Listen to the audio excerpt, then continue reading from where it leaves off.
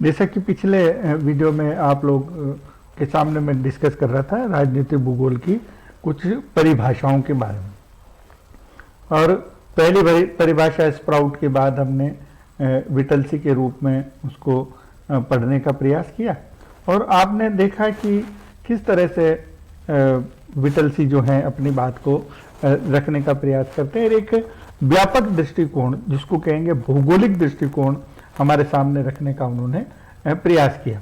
और मैं जैसा पहले आपको चर्चा कर रहा था कि किसी भी क्षेत्र का राजनीतिक महत्व जो है वो आपका राजनीतिक महत्व उसकी जो भौगोलिक तत्व हैं और राजनीतिक भूगोल का सीधा सा तात्पर्य भी यही है कि किस तरह से एक जो भौगोलिक क्षेत्र है उसकी जो गतिविधियां उस क्षेत्र की राजनीति को प्रभावित करती, मोटे अर्थों में ये बात है। लेकिन यहाँ पर विटलसी उसको थोड़ा आगे बढ़कर उसको स्पष्ट करने का प्रयास करते हैं कि वह जो राजनीतिक क्षेत्र है उसका राजनीतिक महत्व दुनिया के नक्शे पर इस बात को लेकर होगा कि उसकी जलवायु कैसी है, उसकी भूआकृति कैसी है और उसके संसाधन, और ये जो भौगोलिक तत्व है उस देश को सुदृढ़ बनाते, उसको ताकत बनाते दुनिया में।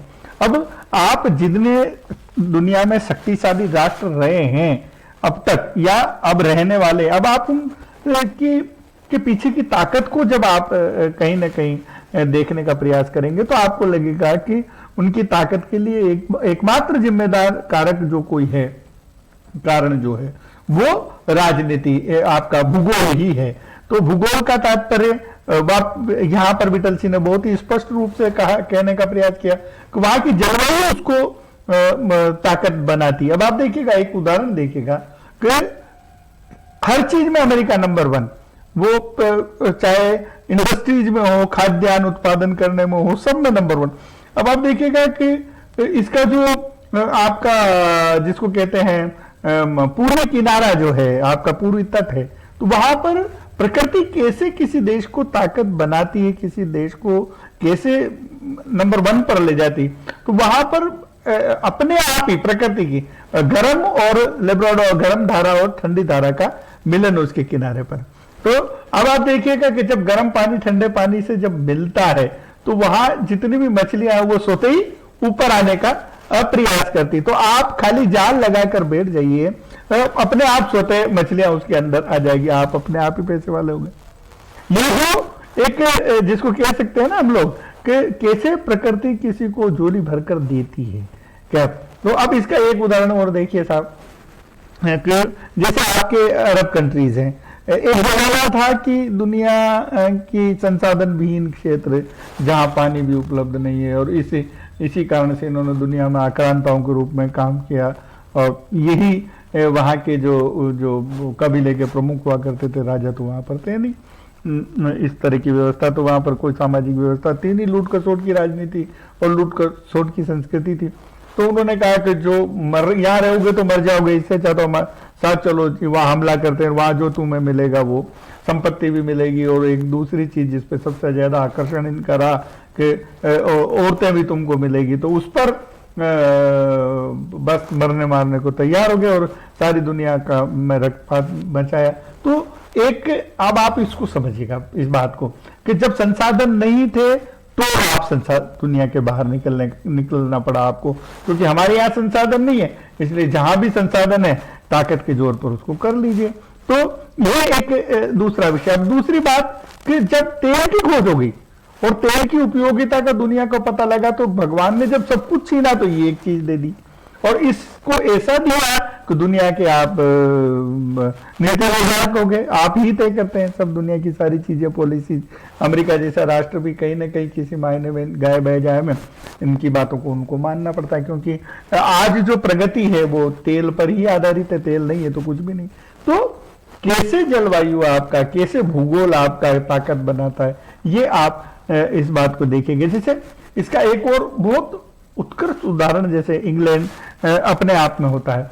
एक छोटा सा देश, जब विश्व का मानचित्र आप लोग बनाते थे, शायद इंग्लैंड का मानचित्र उस पर नहीं बनाते, पर एक जमाना ऐसा था, अपने संसाधनों का उपयोग किया, अपनी नाविक शक्ति का उपयोग किया, अपनी जिसको कह सकते हैं तोप खाने का उपयोग किया, बारूद का आविष्कार, बंदूक का उपयोग करते, दुनिया के सारे जितने भी आपके महाद्वीप है उनमें उनका शासन। ये कहा जाता था कि उसके सूरज का अंत नहीं होता, उसके शासन में हमेशा सूर्योदय रहता। इतना बड़ा राज्य, इतना बड़ा साम्राज्य। तो अब आप देखिए क्या हुआ कि उन्होंने अपना जो संसाधन दुनिया से थे उनका उपयोग किया। और मैंने पहले भी आपको बताया कि उन्होंने जो औद्योगिक क्रांति के बाद जो परिवर्तन किसी देश में आना चाहिए उसको अडॉप्ट किया, आत्मसात किया, और उससे के लेकर आगे कैसे बढ़ा जाए। तो सारा का सारा देश, वहां के विद्वान और सब उसमें लगे।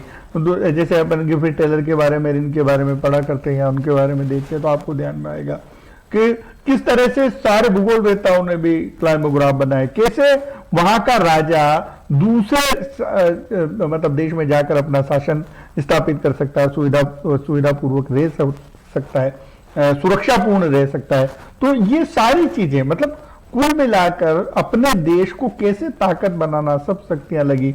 और इसमें आप देखिएगा कि एक जो काला चेहरा आपको नजर आएगा कहीं ना कहीं, वो काला चेहरा ये है कि आप जब इंग्लैंड से निकले तो आपके दोनों हाथों में दो अलग चीज थी।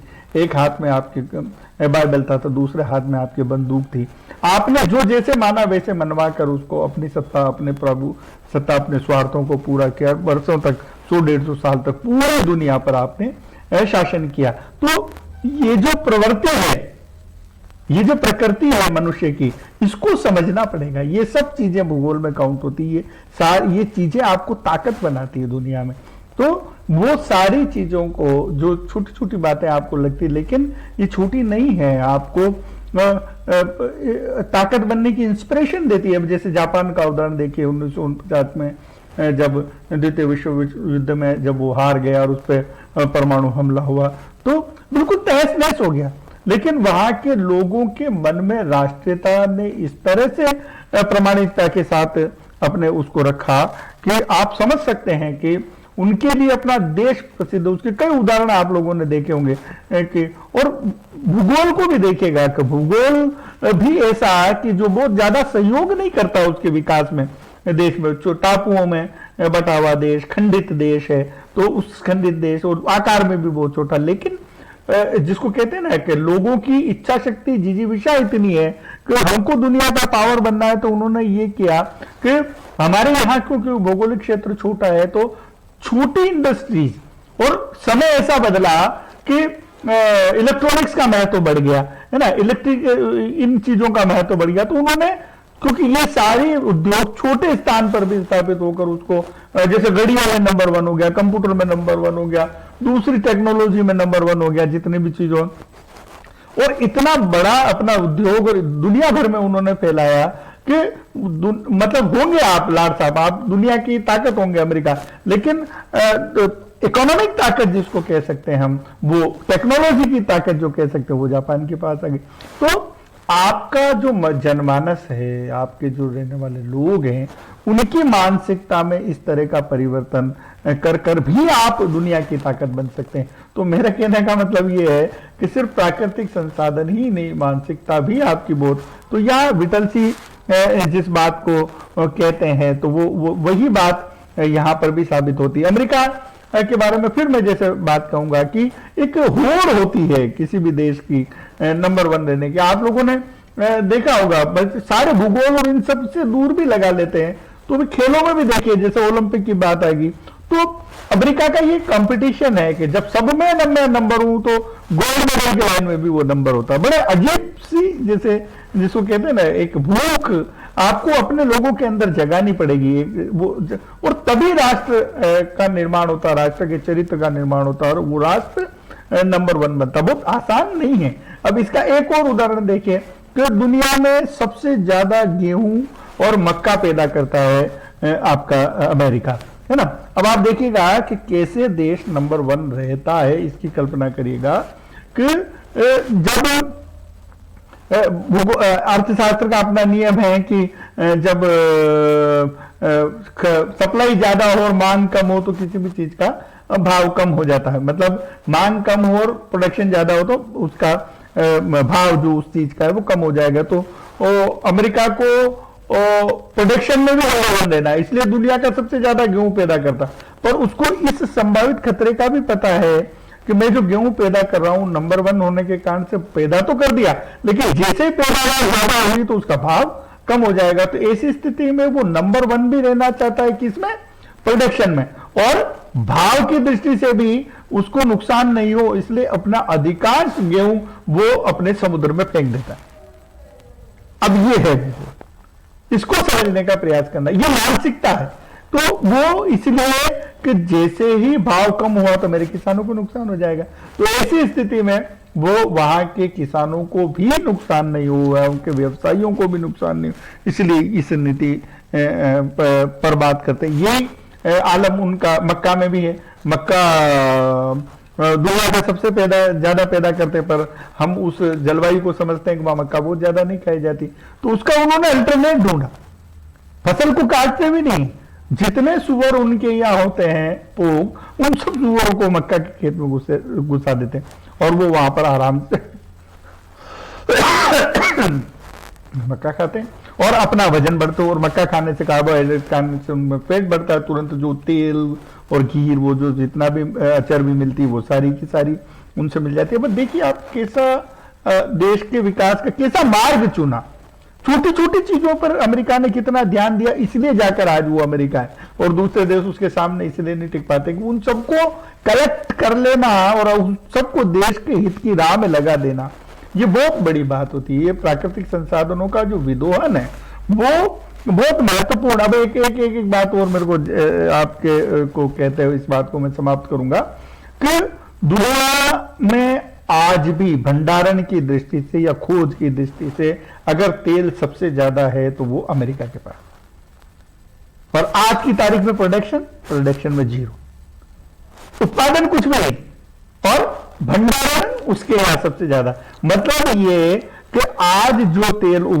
निकाल रहे हैं उनके यहां से अपना किसी न किसी तरह से सौदेबाजी करके तेल खरीद लीजिए और उस तेल का उपयोग आप अपने देश के हित में कैसे कर सकते हैं ये देखिएगा। अब आपको समझ में आएगा कि उसके यहाँ भंडारण, उसने तेल खोज लिया, अपने सारे तेल के जो कुएं को सील लगा रखी कि जब दुनिया का सारा तेल खत्म हो जाएगा तब जाकर मैं अपने तेल का उपयोग करूंगा। मतलब इसको कहते हैं स्ट्रेटेजी। ये बड़ी रचना है अमेरिका की। अब आप इस बात को समझिए। अब सारी दुनिया आंखें खोलकर इसको देख रही है, सब समझ रहे हैं। अरब कंट्रीज भी इस बात को समझ रहे हैं कि ये हमारा शोषण कर रहे हैं, ये हमारे संसाधनों, पर इनके सामने मजबूरी है कि निकालेंगे नहीं तो खाएंगे क्या। इनके पास वो कोई विकल्प ही नहीं, तेल ही सोनार, तेल ही खानार, सब तेल ही है। तो इसके बजाय अमेरिका की स्ट्रेटेजी कैसी है कि वो दुनिया का जब तेल खत्म हो जाएगा तब भी 200 साल तक अपने देश को जिंदा रख सकता है। विकल्प तो हो रहा है तेल के, लेकिन तेल ही अगर विकल्प रहा तो भी उसको आप 200 साल तक मात नहीं दे सकते। ये स्थिति होती है। इसको कहते हैं भूगोल और भूगोल के संसाधनों का उपयोग। तो ये सारी बातें यहां पर विठल सिंह ने इस परिभाषा के माध्यम से हमको समझाने का प्रयास किया है। आगे की परिभाषाओं में मैं आपके साथ आगे बात करूंगा। धन्यवाद।